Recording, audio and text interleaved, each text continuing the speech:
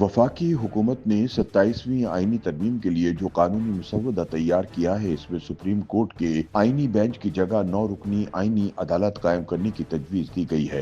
आईनी अदालत के जजों की उम्र की बालाई हद 65 से 68 साल तक करने की तजवीज है। मसौदे के मुताबिक जजों की तकर्री में सदर और वजीर आजम का किरदार कम करके जुडिशल कमीशन का बढ़ा दिया जाएगा। सरकारी जराये का कहना है कि आईनी अदालत का क़याम मुल्क के अदालती ढांचे में इस्लाहात की जानिब एक बड़ा कदम होगा। बाखबर जराये के मुताबिक आईनी अदालत के क़याम का आइडिया सबसे पहले नवाज शरीफ और बेनजीर भुट्टो के माबैन 2006 में लंदन में साइन होने वाले मीसाक़े जमहूरियत में पेश किया गया था। 26वीं आईनी तरमीम के वक्त भी बिलावल भुट्टो आईनी अदालत का ही क़याम चाहते थे, लेकिन मौलाना फजलुर रहमान की मुखालफत के बाइस इन्हें सुप्रीम कोर्ट के आईनी बेंच की तश्कील पर इक्तफा करना पड़ा था। अब 27वीं तरमीम के जरिए ये तजवीज एक मरतबा फिर वसीतर आईनी इस्लाहाती पैकेज के हिस्से के तौर पर बहाल की गई है और इस पर इत्तेहादी जमातों के दरमियान मुज़ाकरात जारी हैं। मुजव्वज़ा प्लान के मुताबिक आईनी अदालत के जजों की रिटायरमेंट की उम्र 68 वर्ष होगी। ये हद सुप्रीम कोर्ट के जजों की रिटायरमेंट की उम्र से 3 साल ज्यादा है।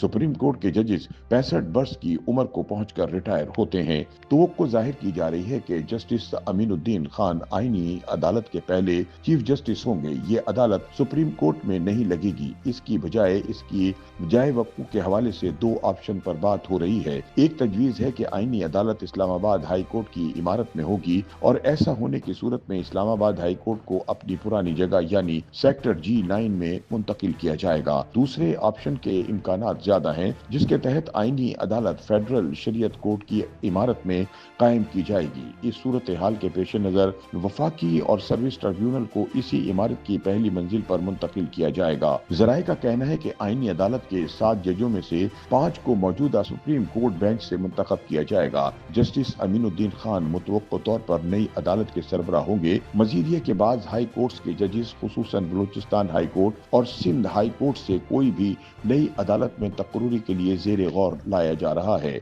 हुकाम के मुताबिक मुजव्वज़ा आईनी अदालत सिर्फ आईनी मामला से निपटेगी, जिससे सुप्रीम कोर्ट का बोझ कम होगा और आईनी तनाज़ात के तेज तर फैसले मुमकिन होंगे। ये वो तस्वुर है जो मीसाक़े जमहूरियत में तय किया गया था, लेकिन इस पर अब तक अमल नहीं हो सका। ये भी कहा जा रहा है कि 27वीं आईनी तरमीम के जरिए जनरल आसिम मुनीर के लिए chief commander of defence forces का ओहदा मुतारिफ कराने पर गौर किया जा रहा है। ये नया ओहदा आर्टिकल 243 में तरमीम के जरिए मुतारिफ करवाया जाएगा, जिसका मकसद तीनों मुसल्लह अफवाज के माबैन ज्यादा हम आहंगी और मुत्तहिदा कमांड को यकीनी बनाना है। कहा जाता है कि ये इकदाम हालिया पाक भारत जंगी मंजरनामों से हासिल किए गए असबाक और जदीद जंग की बदलती हुई नौयत से मुतासिर है।